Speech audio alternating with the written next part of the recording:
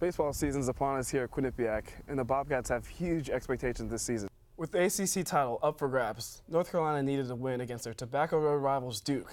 But the last time these teams met, Duke claimed a one-point victory in North Carolina. Could the Tar Heels get their revenge and the conference title? We tip it off tonight with UConn going down to the wire against Cincinnati. In the American League, it seems more probable that the Royals and the Blue Jays once again be duking it out for the right to represent the American League. Last week, A-Rod announced he would retire after the 2017 season, which begs the question, is he Hall of Fame worthy? And for me, for the players to come out in spring training and say that this is an issue or problem, I think it's ridiculous. I mean, if it was in season or in the playoffs and this kid was around, I could see that as distracting. But it's the off season. It's time for LaRoche and his kid to spend some time together, and I think he's totally correct for doing this. From the pros to someone who may be a future pro, 11-year-old Taylor Crozier earned a special opportunity to play in front of Tiger Woods at one of his newest courses. What happened was truly amazing. On to college hockey now, as the NCAA quarterfinals took place to determine who would be moving on to the Frozen Four in Tampa. Quinnipiac coming into the tournament was most certainly one of the favorites as a one seed, especially considering they've lost 3 games in total all season. But Boston College is no slouch either. They won it all 3 times in the past 8 years and are definitely banking on their experience to get them back to the. Why do you think they were able to stay on top of the rankings, throughout the season, besides them being, a good team, as you mentioned? Pre-game here, Kobe lacing up the sneaks as the Warriors are looking to keep pace with the 96 Bulls for their best record all time. But midway through the second quarter, Marcelo Huertas finds Kobe as he hits a turnaround jump shot. Kobe would finish the game at 12 points. Time winding down here in the first half, Jordan Clarkson gets the steal and goes in for the dunk. The Lakers would lead by 11 at halftime. Another look here. Clarkson gets the ball, goes in for the easy dunk, and he'd finish the game with 25 points. Early to second half we go. Golden State making a comeback. Klay Thompson steals it, finds Draymond Green, who finds Curry for the layup, as Golden State's trying to hang in down 12. But the Lakers would answer.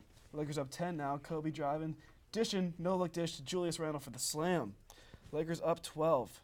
The fourth quarter here, Lakers running away with it off a jump ball. Marcelo Huertas looking, finds Larry Nance for the alley-oop. Look at that, skies over Draymond Green. And Nance here says, get up, Draymond, but you can't. The Lakers would go on to win this one. Final score 112-95. Warriors dropping their 6th game of the season. On to the next quarterfinal matchup. Quinnipiac taking on UMass Lowell. Winner goes to the final Frozen Four.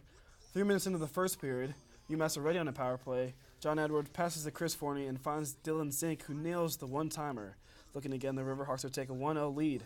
Now to the second period, the puck bounces off in the neutral zone and eventually lands to the stick of Landon Smith, and he scores. Bobcats tie the game at 1. Moments later, Sam Addis taps the puck off the boards to himself, creating a 2-on-1, would fake the pass and get the shot to go past Kevin Boyle.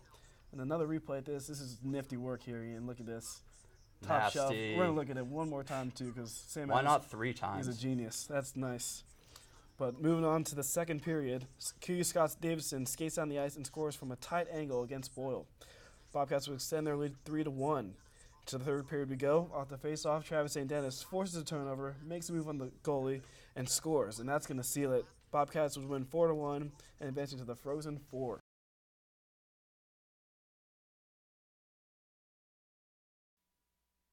Hello and welcome to QNN Sports. I'm Tyson Geik. He's Jimmy Fuchsman. Jimmy, looks like we're going to have a bit of a basketball-deprived area around here. The Boston Celtics, the sole team getting a postseason appearance. New England's hopes are riding on their shoulders. You're absolutely right, Tyson. While things are looking bleak in New England, New York has double, count them, 2 playoff teams. Not in the NBA, but in the NHL, as the Islanders and Rangers are still alive. That's right. We're going to get to all of that later, but we're going to kick things off here on QNN Sports with New England's lone playoff team. Well, Jimmy, from one New York team to the next, Islanders-Panthers series tied at 1, being argued that if you combine both fan bases, you may just be able to fill this arena. Panthers look to pounce in the early lead. Petrovic with a shot from the point. Riley Smith backhands in the softie, past the sprawling Grice. Panthers up by 1. Grice disappointed, shooting a look over to the boys from Sunrise. And we're going to move to the second. Isles 5-on-3 Okposo. Pulick, boom! Pulick with his first NHL goal. And what a rocket it was. Not much later in the second, Riley Smith drives deep down the left wing and breaks away. His rebound left on the doorstep for Nick Bjugstad. No mistake made there. Panthers regain the 2-goal lead. Isles would add 1 more, but we're now late in the second. Isles power play. Tavares, Nielsen, back of the net. The loudest Barclays Center has been all year. This one's tied up at 3. third solves nothing, and we head to overtime where Chris Cuthbert has the call.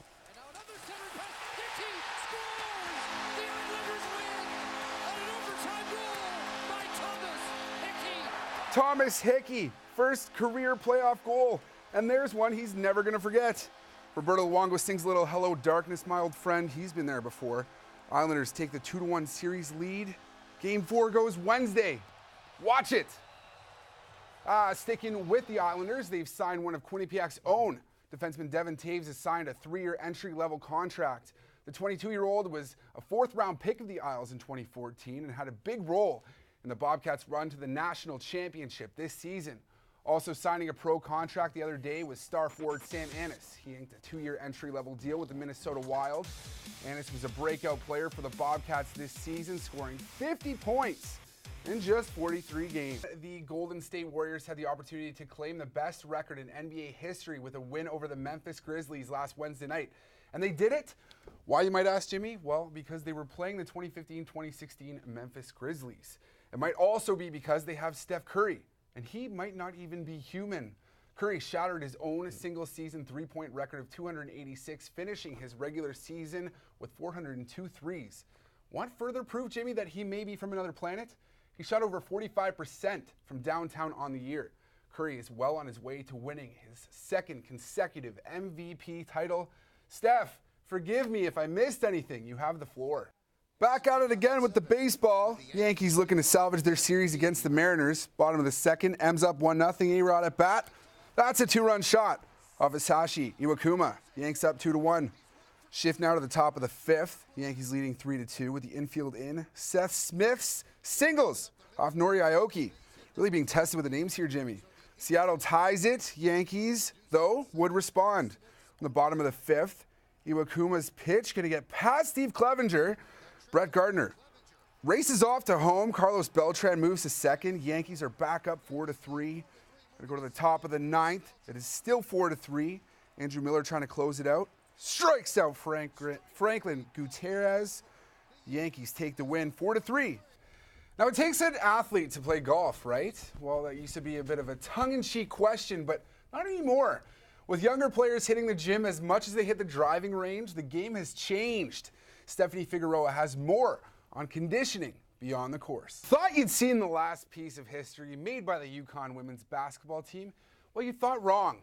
Last Thursday, senior trio of Brianna Stewart, Mariah Jefferson, and Morgan Tuck went 1-2-3 in the 2016 NBA draft, a feat unmatched in any other sport. QNN's own Vanessa Clifford has more on the Huskies' cherry on top of their already monumental basketball career. The New York Rangers up 1-0 on the Pittsburgh Penguins right now, looking to take the 2-1 series lead down at MSG. An exciting night for sports, Jimmy. And the Boston Celtics look to tie up the series against the Atlanta Hawks tonight. That's going to do it for us here on QNN Sports. I'm Tyson Geik. He is Jimmy Fuchsman. We'll see you next time, folks.